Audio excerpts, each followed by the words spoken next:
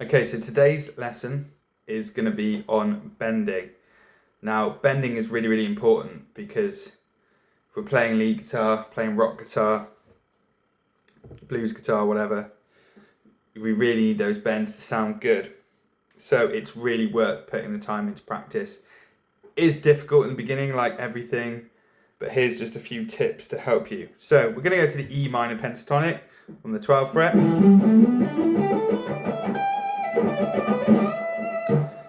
We're going to start there because it's a little bit easier than playing it in A minor or up here. So, first one we're going to start with on the G string, bend the 14th fret, which is the A note, up to the B. So imagine you've heard that a lot.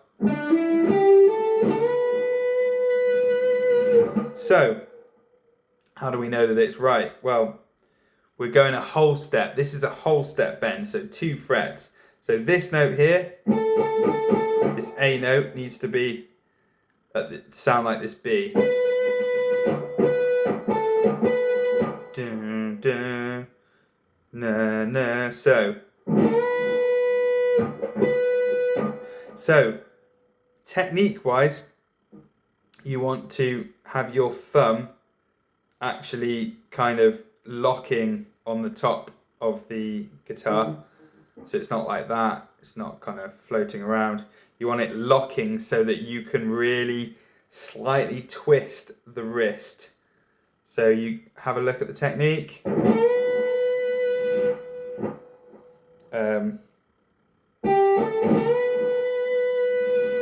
My thumb's kind of locking there. So, anyways, back to that. So, you want to get in that pentatonic box. Think of it like this. Your whole step bends, if you like, that sound really good. We're doing an up bend here. On the 14th fret to the 16th, and the 15th fret to the 17th, and then the slightly harder one, 15 to 17, on the high E. So these.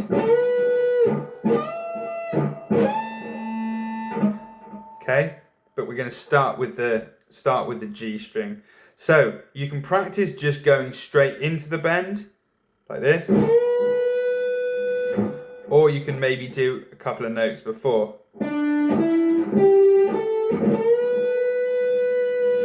which I always find quite good because that's kind of what you're going to actually be doing when you play a lick. So I did 12-14 on the D, 12-14 on the G, and then I went into the bend, and I'm doing a bit of a vibrato at the end when I'm up the top. You'll only be able to really do that once you get strong enough, because I remember in the beginning when I tried to do it, it was really difficult. So remember, 14 to 16, if you're like going, you know that's not the right pitch. The other thing is, you'll see that I'm using 3 fingers. Whenever I bend, that third finger is on the fret that I want to bend up. So it's on here, fret 14. Second finger is on fret 13 to support this finger. And first finger is on fret 12 to support the other 2. Doesn't mean you have to, you could do it with 2 fingers, but I like to do this. It's good technique. It's good practice until you get stronger. In fact, I do most of my bends like this anyway. So, next bend on the 15th fret of the B, same technique, 15, 14, 13. We want that note.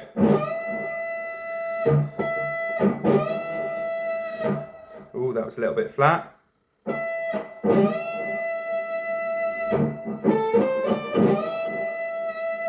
So same idea. And then that was 14 on the G, then 13, 15 on the B. Then the bend, and I could do the same idea on the high E. Oh, sorry.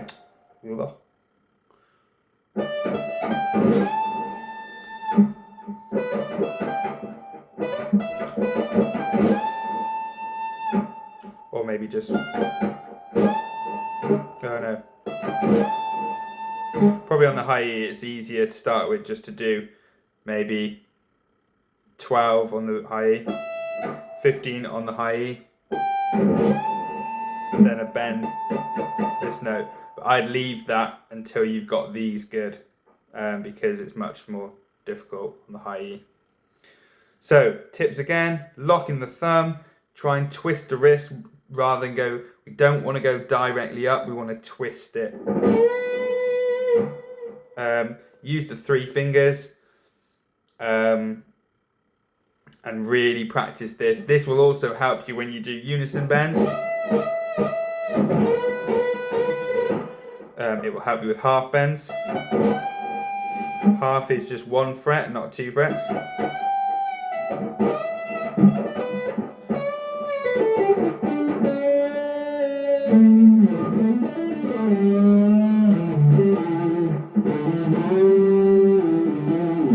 You can do, that was a 3 fret bend, so that was a whole and a half step.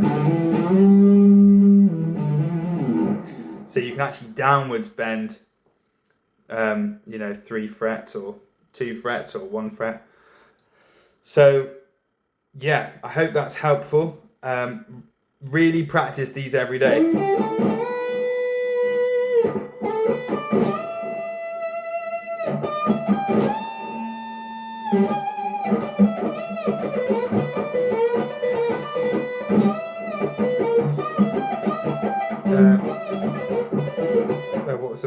What's the one I always do?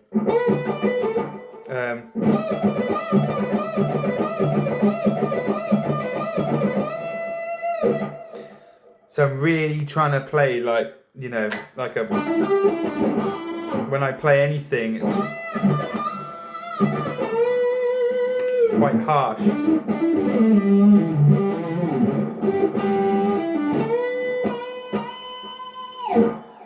We're playing rock guitar here, so we want to make our listener feel like we're playing, making them sort of feel what we're playing. So yeah, really practice those bends. Start by just doing it in the box. You can then practice it in different keys. In the next video I might show you an exercise where I bend the scales. I do the scales.